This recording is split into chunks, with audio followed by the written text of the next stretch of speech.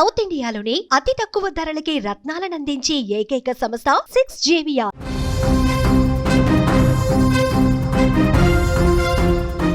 కడపలో దారుణం చోటు చేసుకుంది. ఓ కుటుంబం మొత్తం రైలు కింద పడి ఆత్మహత్య చేసుకుంది. దీంట్లో ముక్కు పచ్చలారని చిన్న పాప కూడా ఉంది. ఈ విషయం తెలిసి వేరే ప్రాంతంలో ఉన్న వారి నానమ్మ కూడా వెంటనే చనిపోవడం బాధాకరంగా మారింది. దీనికి సంబంధించిన పూర్తి వివరాలు చూద్దాం. దానికంటే ముందు బిగ్ అప్డేట్ ఒకటి చూద్దాం. హైదరాబాద్ మొత్తంలో ఉన్నటువంటి బెస్ట్ ప్రాపర్టీస్ అన్నిటినీ ఒక వేదికపైకి తీసుకువస్తుంది సుమన్ టీవీ.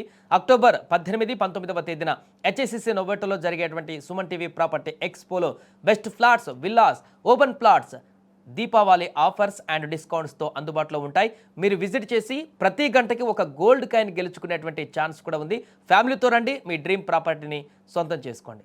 రైట్, ఇక వివరాల్లోకి వెళ్తే కొంతమంది జీవిత పోరాటంలో అలసిపోయి తమ నిర్ణయంతో చిన్నారుల జీవితాలను కూడా బలి చేస్తున్నారు. ఈ మధ్యకాలంలో ఇలాంటి ఘటనలు ఎక్కువగా జరుగుతున్నాయి. తమకేం కావాలో కూడా చెప్పలేని ఆ పసి హృదయాలను లోకానికి దూరంగా శాశ్వతంగా పంపించేస్తున్నారు. సరిగ్గా ఇలాంటి హృదయ విదారకర ఘటనే ఆంధ్రప్రదేశ్లోని కడప జిల్లాలో తాజాగా చోటు చేసుకుంది. గూడ్స్ రైలు కింద పడి ఒకే కుటుంబంలోని ముగ్గురు బలవన్మరణానికి పాల్పడ్డారు. అయితే ఈ ఆత్మహత్యలో అభం శుభం తెలియని ఏడాదిన్నర కూడా నిండినటువంటి ఒక పసి పాప ఉండడం, ఆ పాపను కూడా కడతేర్చడం గుండెలను పిండేసింది.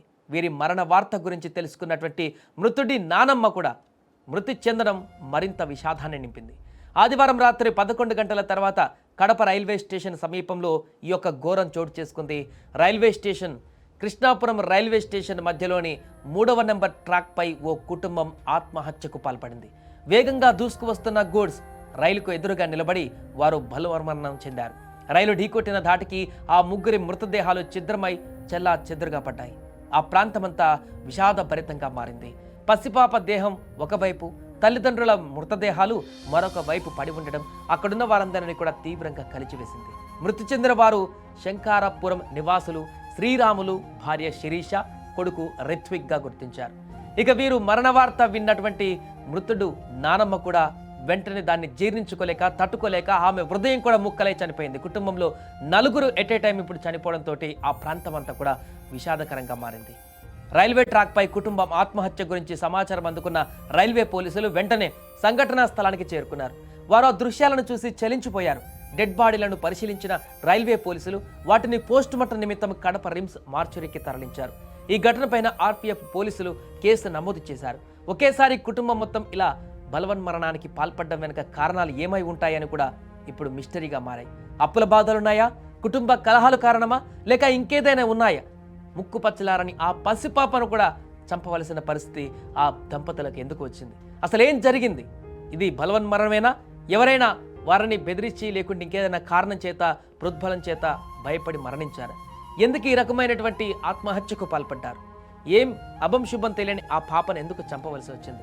వీరి జీవితం ఇంకా చాలా ఉంది. అలాంటి జీవితాన్ని అప్పుడు ఎందుకు ముగించుకోవలసి వచ్చింది? ఈ వార్త తెలిసిన తర్వాత అక్కడెక్కడో ఉన్న నానమ్మ కూడా గుండెలు పగిలి వెంటనే చనిపోవలసినటువంటి పరిస్థితి ఎందుకు వచ్చింది? ఒకే కుటుంబం నలుగురు ఒకే రోజు మరణించినటువంటి వార్త ఆ ప్రాంతాన్నంతా కూడా శోకసంద్రంలోకి ఎందుకు ముంచింది?